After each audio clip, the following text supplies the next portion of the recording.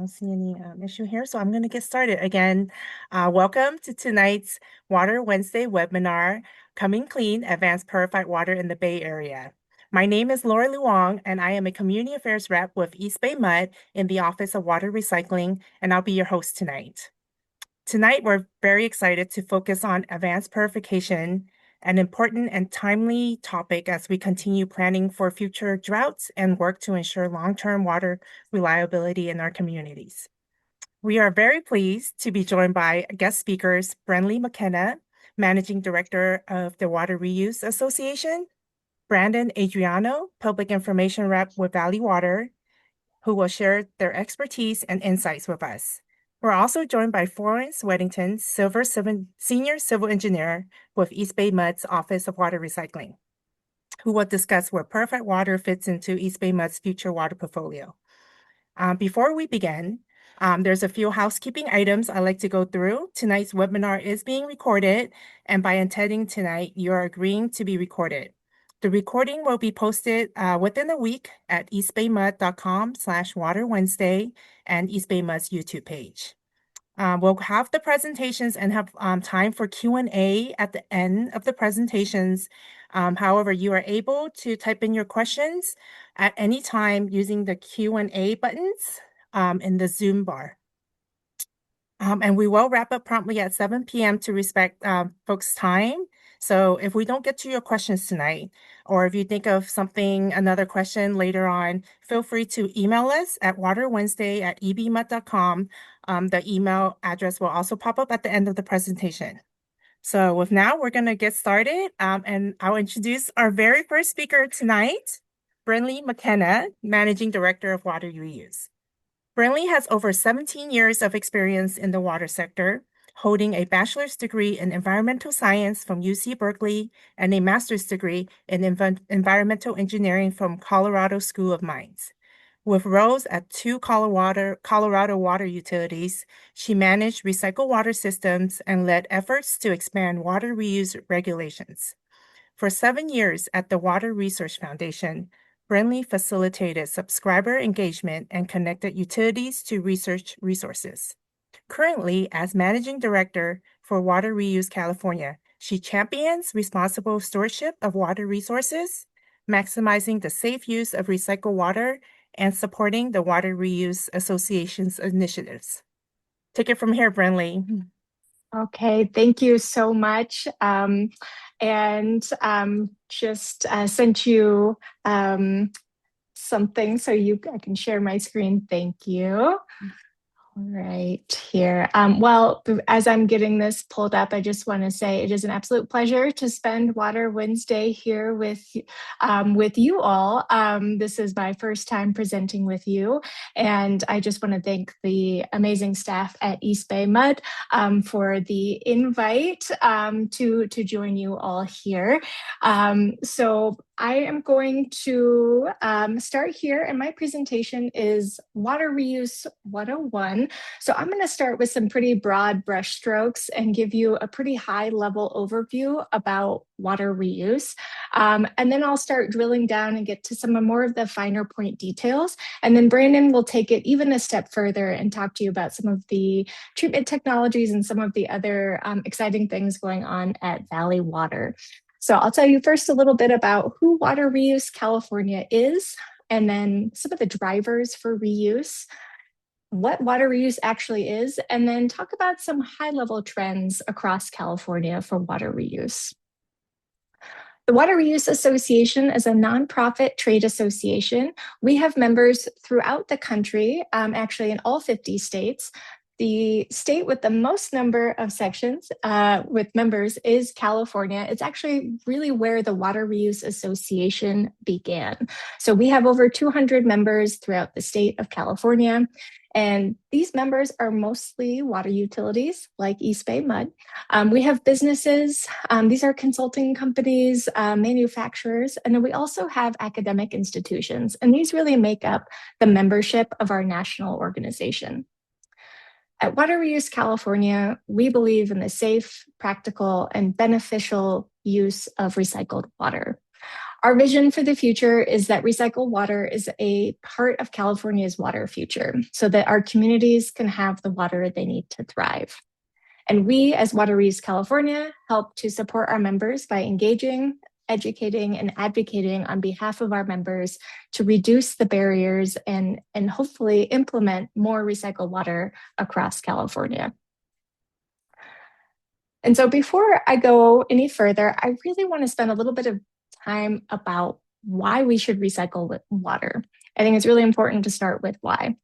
So when I was doing research for this presentation, there was no shortage of graphics or figures that I could have pulled up to demonstrate the fact that there is no new water and that our communities are continuing to grow and that our community sources of water are decreasing. So I pulled this up just as a global view of some water stress by countries by the year 2040. You can see the darker countries have the more water stressors related to them, and the most dark are extremely high water stress countries. So I just wanted to take this moment to kind of just give you this global view. And then I'm going to take this a little bit more detailed, and we're going to go into what some of the drivers are for implementing reuse across the United States. So I'm going to start with surface water scarcity. We know that it's a matter of when and not if there will be another drought. And we know that the Western states are at the highest risk, especially those states that rely on imported supplies from the Colorado River. It's estimated by the year 2071 that 45% of our freshwater basins may be unable to meet the future demand. And the next, something else that we think about when we think about our water supplies is water quality. So as we continue to grow our communities, there's more agriculture, there's more runoff from agriculture, more nutrients in the waterways, more things like constituents of emerging concern. Maybe you've heard of PFAS. We know that our surface waterways are requiring more treatment. So this means that our existing surface water is at a lower quality and that we either need to ramp up the treatment or we need to find additional sources for drinking water. Next is groundwater depletion. So the USGS estimates that 45 states experience some level of land subsidence. This is when your land level starts to fall, generally due to the overdraft of your groundwater supplies. And this also means you can get saltwater intrusion, meaning the saltwater is actually going to impact your groundwater supplies. And then one of the other drivers is the regulatory and policies that actually support the implementation of recycled water across the country. So for direct potable reuse, which I will get into in just a few moments, these are regulations that actually support the direct reuse of recycled water for drinking waters. California was actually the second state to implement these new rules. And so we now have the regulations to support the delivery of direct potable reuse.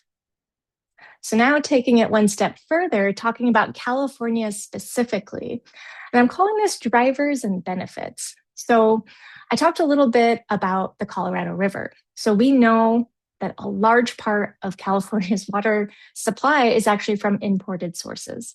And so these imported sources pose a really high risk for supply shortages. And what recycled water does is it creates a locally controlled source of water for your communities, rather than relying on water that may come from another state. It also gives us groundwater resilience. So we know we have depleted groundwater throughout the state, and by recharging our groundwater supplies with highly treated recycled water, this allows for our state to have more water resilience.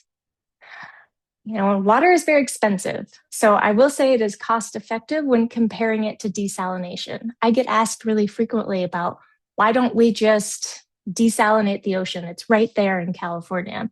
When you desalinate ocean water, it comes at a really high cost and a really high energy cost. It's actually more efficient and cost effective to use and reuse municipal water sources as compared to ocean water. And it is very protective of public health and the environment. And the California regulations that support potable reuse are based off of decades of research. So I will also mention that California has the most treatment requirements for potable reuse than any other state in the country. So recycled water actually fits into the California water supply strategy. This was done in 2022 by Governor Newsom, and it was noted that recycled water is a key strategy in meeting our community's needs for the future. So it actually mandated that it was essential for these direct potable reuse regulations to be developed by 2023. And we can put a check mark next to that because that is done. And so this actually feeds into a larger strategy about where we are now and where we want to be in the few years, actually by the year 2040. So there are goals outlined in the California water supply strategy. So as we adapt to a hotter and drier future, the goals outlined in this plan are very audacious, but they're very doable because of water agencies throughout the state that are implementing these projects. So our goal by the year 2040 is to have 1.8 million acre feet of recycled water. This is the equivalent of about enough water to supply 3.5 to 4 million homes per year in the state of California. So I told you about why we reuse recycled water. Now I'm going to tell you about the different types and what this actually means by giving you some definitions. And I'm going to start by giving you the most basic definition, because you might hear a lot of these synonyms here. You might hear water reuse, pure water, purified water, water recycling, reclaimed water. And a lot of these might mean something to you, but I'm going to drill into a little bit more about what these terms actually mean. So recycled water at the most basic level generally refers to domestic wastewater that is used more than once before it is passed back into the water cycle. Taking it a step further, it's the process of intentionally capturing wastewater, stormwater, saltwater, or gray water and cleaning it as it's needed for a designated beneficial freshwater purpose, such as drinking, industrial processes, surface or groundwater replenishment, and watershed restoration. So I'm going to start here about the different types of recycled water. You heard about those synonyms here. So on the left-hand side of your screen, you're going to see here circled in purple, these are your non-potable uses. So these are not for drinking. You might hear things like ag reuse, landscaping, decentralized, or even on-site reuse. And purple pipe is actually one of the most universal terms used for recycled water, because purple pipes is actually what delivers the water under the ground. The pipes are distinguished between a potable supply. And so that's why you might see purple pipes around the landscaping areas about any public parks or in HOA type of neighborhoods. And that helps to distinguish it for anyone who might be working on these systems, to let them know that this water is not for drinking. And over on the right-hand side of your screen, you see things like purified water, groundwater augmentation, reservoir augmentation, advanced treated water, direct potable reuse, and indirect potable reuse. All of these terms really are supplementing drinking water supplies. So now I'm going to tell you a little bit about how non-potable reuse works. In the next presentation, you're going to hear more specifically about some of the treatment technology processes that are used, but this is just at the highest level, how water gets from point A to point B. So it starts at your drinking water treatment plant, it goes to your homes, and then anytime you flush a toilet, you take a shower, you wash dishes, that water then goes to your wastewater treatment plant. From here, you can either treat it and discharge water to the environment, to your surface water area, or you can treat it to a highly treated level and use it for things like landscape irrigation. And so potable reuse is similar, but there are a lot more steps involved. So similar to non-potable reuse, the water leaves your home, you use it, it goes to a wastewater treatment plant. From here, you can then send it to the Advanced Water Purification Treatment Facility. And again, there are a number of well-researched, well-studied treatment technologies and processes that are implemented in these advanced water purification systems. And once it leaves there, you can either discharge it to your drinking water treatment plant, and that's what we call direct potable reuse. So, or you can send it to what we call an environmental buffer. So these are things like a groundwater aquifer or a reservoir. And that is the distinguishing difference between your direct potable reuse and indirect potable reuse. So some trends in California. I wanted to show this to you all because I think it tells an interesting story about some of the work that has gone on to help really educate and help have our public better understand what recycled water is. So you might notice a trend here. We have Pure Water SF, Pure Water Monterey, Pure Water SoCal, Pure Water San Diego. And it's not that the engineers just ran out of creative terms to describe this type of water.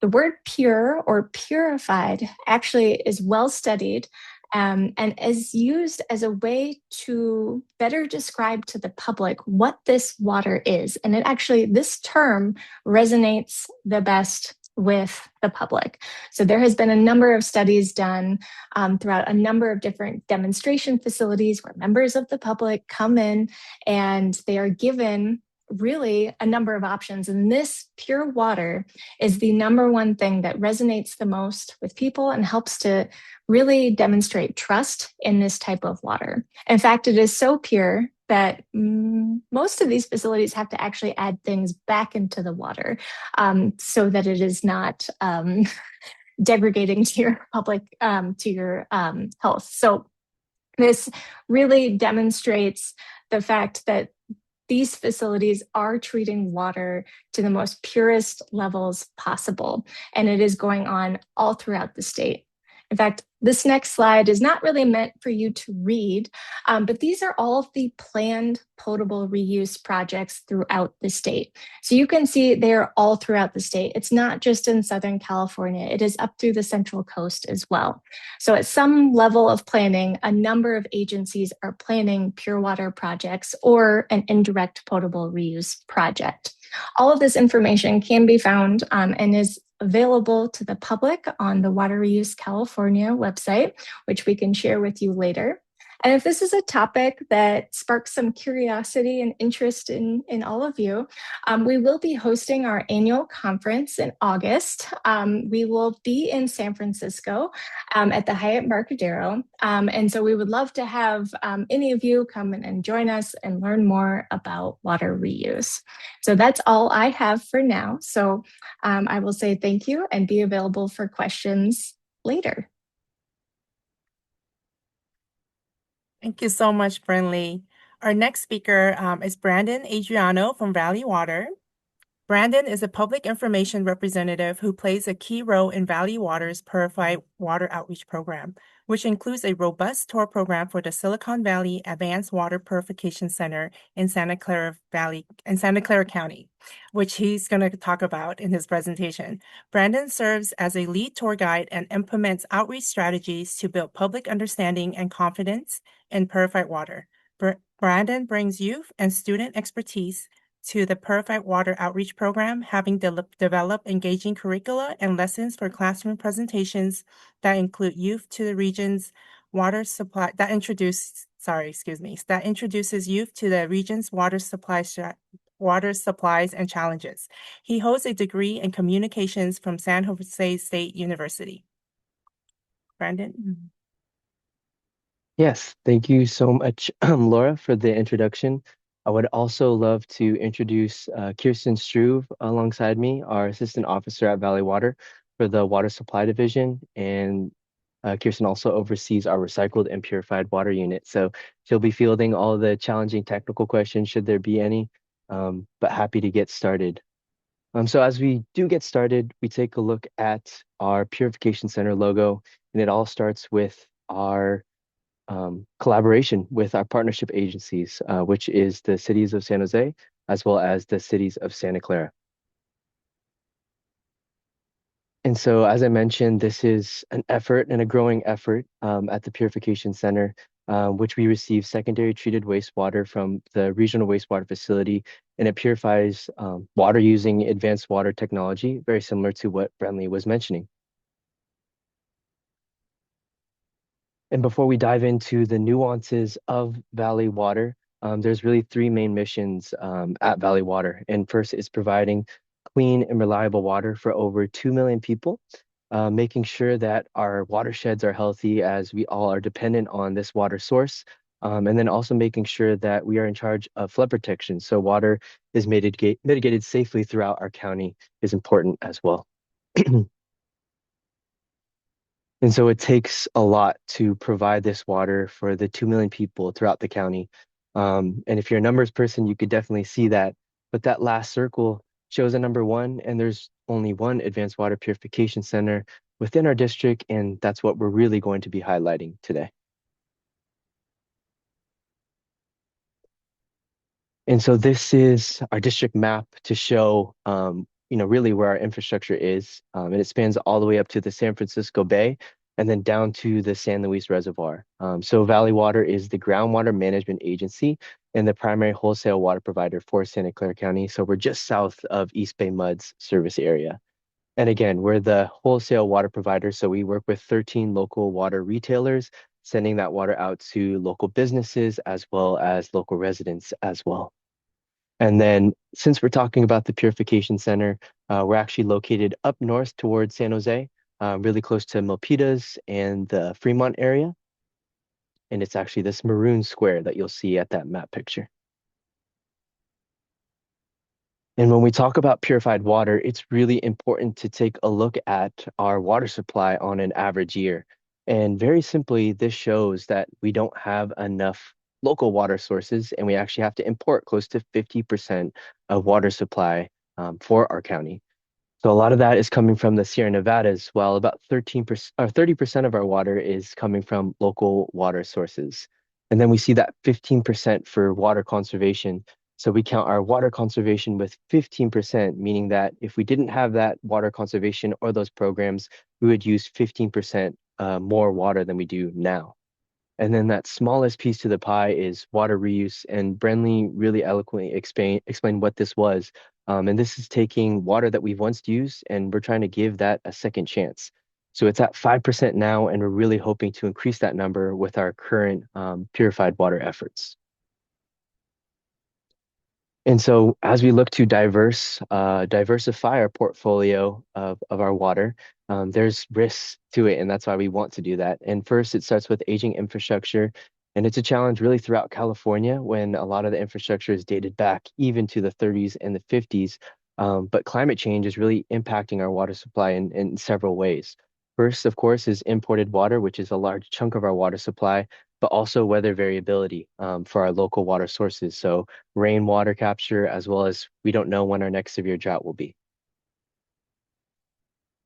And so as we move along, the ways that we try to respond to these challenges is, of course, working on these infrastructures, making sure that they're up to date.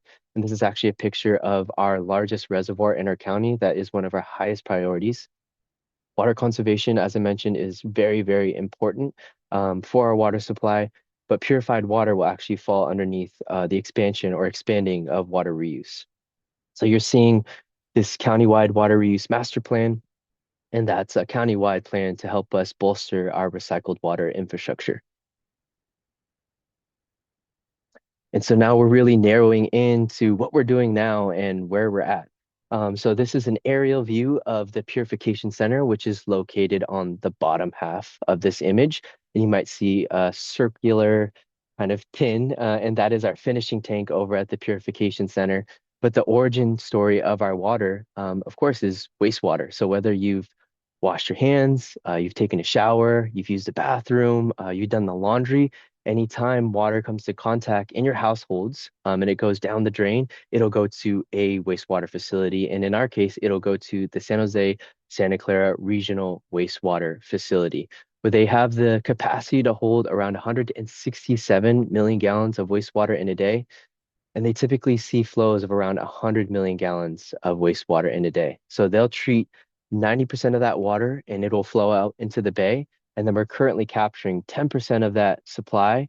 We'll put it through our purification process, and then we'll blend it at the South Bay Water Recycling Pumping Station, where they will enter it into the purple pipes. And as Brenley mentioned, this is all non-potable sources or non-drinkable sources. So things like landscapes, agriculture, pumping stations, those big, larger grasses, that's where our enhanced recycled water is currently being utilized.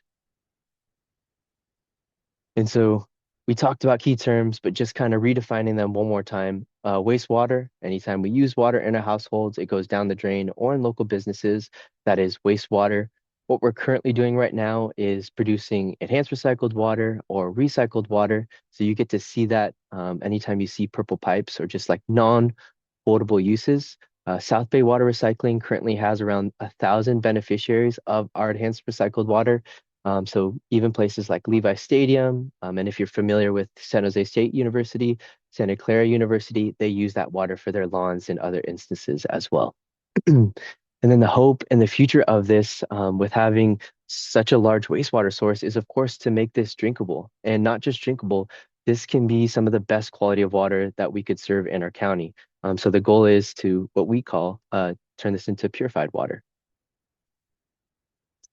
And so just some fast facts on the Purification Center. This opened up in early 2014. It does a great job of enhancing our purple pipe system, or the South Bay Water Recycling pumping station or set pipe system. This also serves as a demonstration and research facility to do validation testing to make sure that when we do this on a larger scale, we can do this the right way. And then the other half of that is also public perception. This is where we bring in community members, really all kinds of stakeholders to our facility to allow them to see the process in place and in person. And it really makes a difference when people may have what we call an ick factor of taking wastewater all the way to drinking water. And really, one of the unique things that we have at our facility is the chance to also try this demonstration or our finished product water.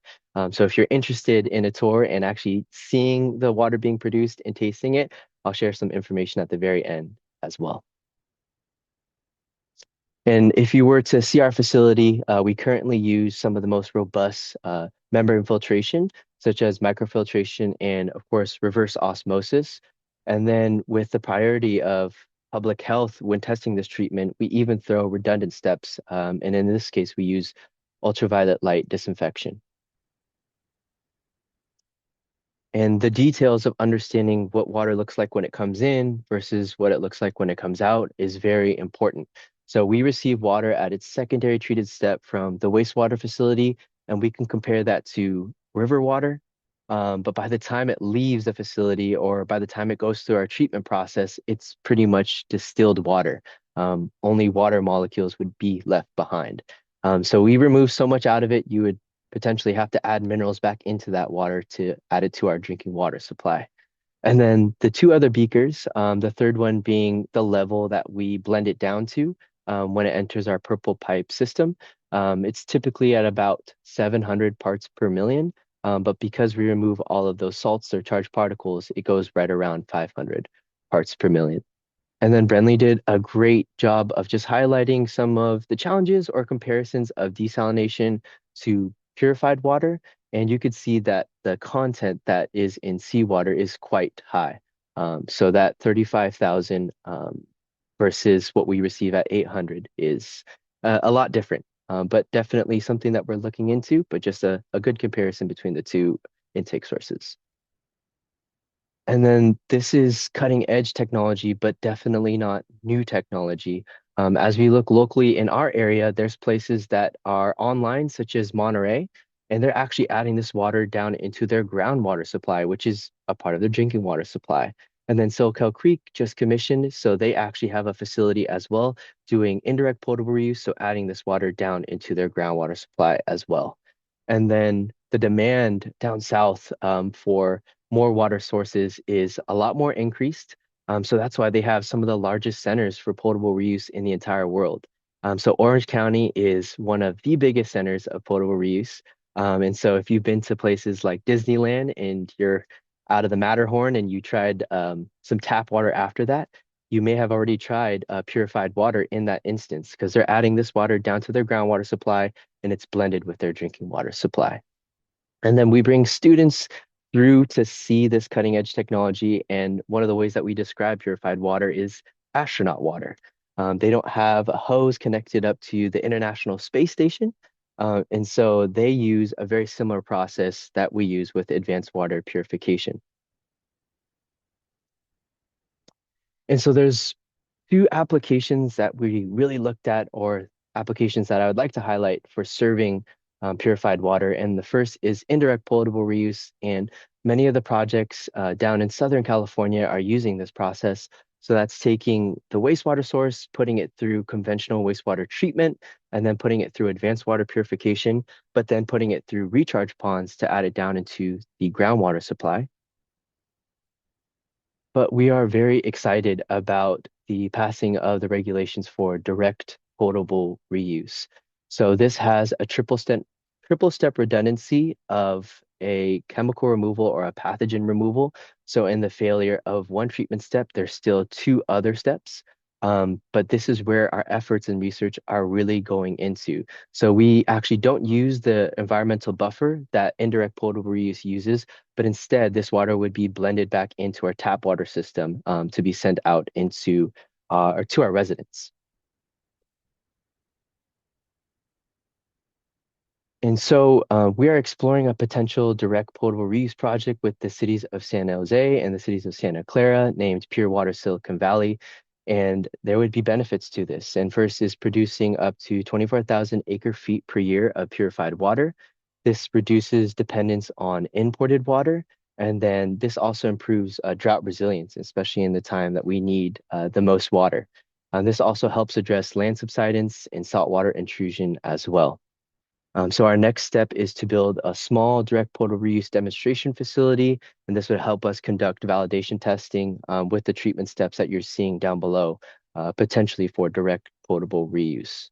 And so as a part of this, you might see it on the picture. This is adjacent to our current facility of the Silicon Valley Advanced Water Purification Center, but we would also add a learning center as a part of this, as it's very essential to make sure that we're focusing on education in terms of public support.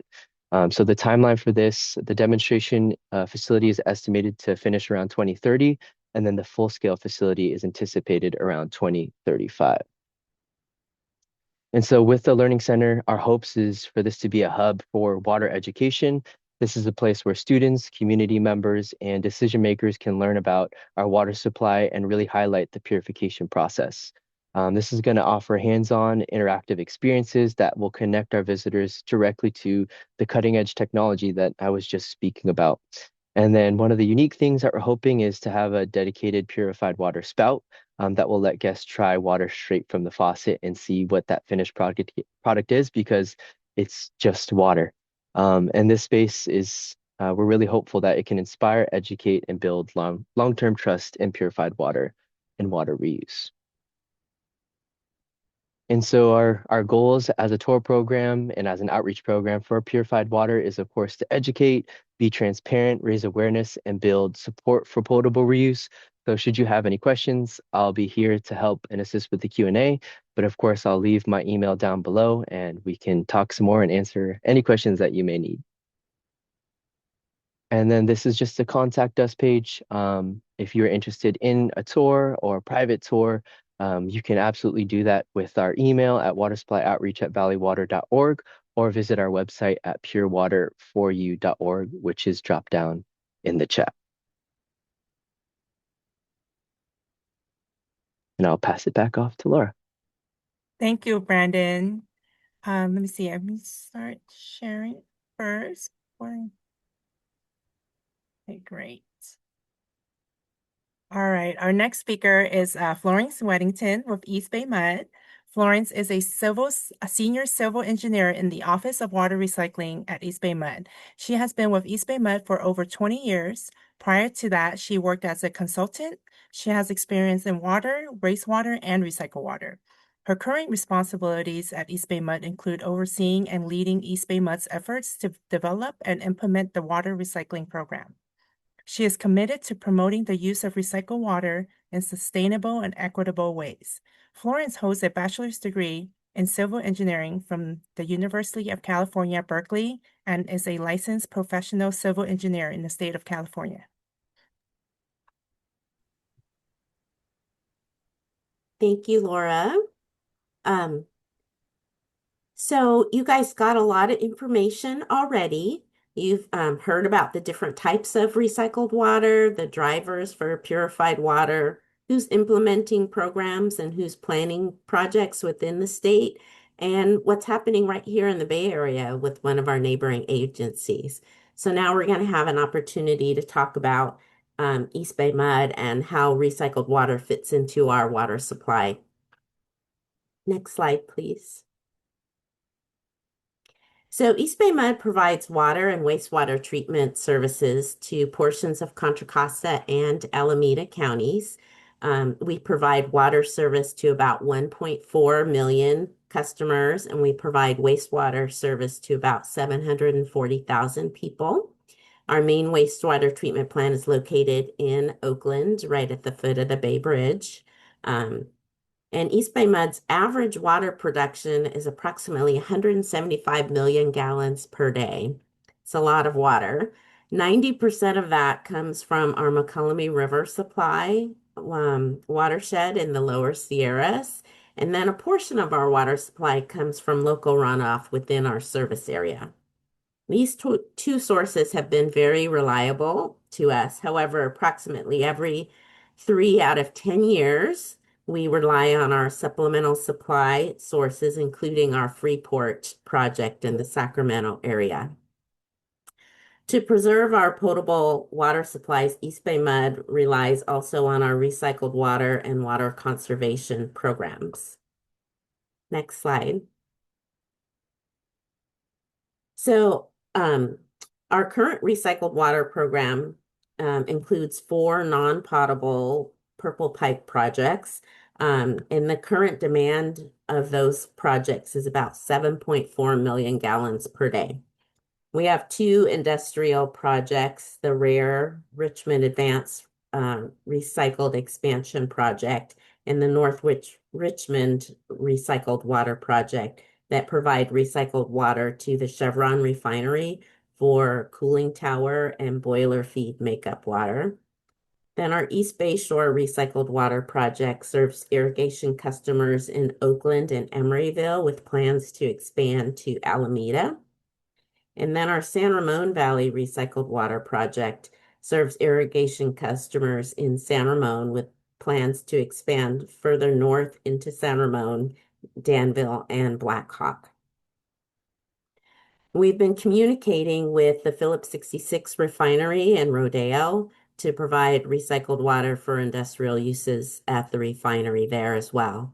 So all of these projects, both our existing and our planned, have a future total demand of up to 13 million gallons per day of recycled water. Next slide, please. So this map, it shows an outline of the East Bay Mud service area, our water service area, and the location of our planned and existing projects. So you can see up north, on the top of the screen is the Phillips 66 refinery project located in Rodeo. And then on the left side of the screen, you can see the 2 projects up top, the North Richmond and Rare project that provide recycled water to Chevron, and then our East Bay Shore project in Oakland, which will provide water to Oakland, Emeryville, and Alameda. And then on the far right side, you can see where our San Ramon Valley Recycled Water Project is located. Next slide. So approximately every 5 years, East Bay Mud updates its recycled water strategic plan. And our last update, we completed that in December of 2024. And as part of that, one of the outcomes is that outcomes of that plan was we have a goal of providing 20 million gallons per day of recycled water by the year 2050. So because our non-potable recycled water program only has a demand of 13 million gallons per day, we would need to add potable reuse or purified water in the long term in order to meet that goal. But we'll need to do some additional studies before that work is performed. Next slide, please. So we're going to need potable reuse in the future. That's so that we can get to our ultimate goal of 20 million gallons per day by the year 2040 or 2050, excuse me. Our old goal was 2040. We updated it to 2050. So the timing of when we're going to need purified water is going to be informed by 3 plans that we do regularly. One of them is our water supply management plan, which will next be updated probably in the year 2033. And then we have our urban water management plan, which is a mandated plan that we do every 5 years. And then the demand study is done every 10 years, but within that 10 years, there's a mid-cycle update so we can reevaluate what our demands might be if there's any significant changes within our service area. So based on the results of those 3 studies, we may revise our goal in the future as needed, because if those plans tell us that we don't need purified water to be added as a supplemental supply, we could push that goal out beyond the year 2050. But if climate change or a severe long-term drought comes into play, we might need it sooner. So we'll just look at the information and kind of see where we land in terms of timing. But in addition to that, while we're looking at all of that information, we're going to continue to learn from the experiences of our other agencies within the state of California, including Valley Water, who's doing a lot of research right now. And then we're going to continue to make sure that we educate our customers about the safety and reliability of purified water, so that when it comes time to implement a project, we as an agency will be ready, but our customers will be ready as well. So with that, that's, I think, my last slide. So if there are any questions, I think Laura will facilitate those questions for us. Thank you, Florence. Let's see, I'm going to double check real quick. Oh, we do have one question, and it looks like it's for East Bay Mud. When will purple pipe recycled water be supplied to Berkeley and Albany from the Oakland wastewater treatment plant? So as part of our recycled water strategic plan update that we just completed, we reevaluated the customer demands and the cost to expand to Berkeley and Albany. And it turns out that a lot of the demands that we were counting on previously are no longer there, some of the anchor customers, and the costs have gone up significantly. So at this time, it's not cost effective for us to move up north from the treatment plant. So there is not, a timeline for when that could happen. I think, we'll have to have more demand and the prices will have to look right. Thank you, Florence. Mm-hmm. And it looks like we don't have any unanswered questions. There were a couple questions that staff answered during the presentation. And I don't see any more questions at this time. Oh, so let's see, we have one pop in. Okay, I'm going to read this one. It's a little bit longer. So on the topic of water purity, we recently had to turn the hot water off under the kitchen sink for repairs. Let's see, it ended up taking 2 months. Who could I consult to about turning the water back on? I think this is something, you're East Bay MUD customer. I think it's best to contact our customer services department to help you. Um, and then, and if you have any problems with that, feel free to email waterwednesday@ebmud.com and we can follow up on that for you. And then our next question, we have are plastic microparticles removed during the purifying process? If so, how and at which stage? If not, what is the problem with doing that? Yeah, I could field a part of that question, Laura. I think when we talk about advanced water purification, reverse osmosis is really the key highlight in removing things such as microplastics, and even the opportunity to remove things like CECs or chemicals of emerging concerns. That's not to say it could remove all, but it's one of the few processes that can remove things like microplastics or very small particles of it. So that stage would be reverse osmosis. Thank you, Brandon. Looks like we don't have any questions. We're gonna close it up soon. One more question. Florence could hop on that real quick. Is when will I be able to drink purified water at my home in Oakland? And she touched on it in her presentation. I think you could give another quick short answer on that. Yes, so we are not implementing a project at this time because our current potable water supplies seem to be very reliable and robust at the moment. So we don't want to add another project to add purified water until we know that we need the supply. Thank you, Florence. Let's see, take a look at this one. How is cost benefit analysis conducted for determining if installing purple pipe is feasible?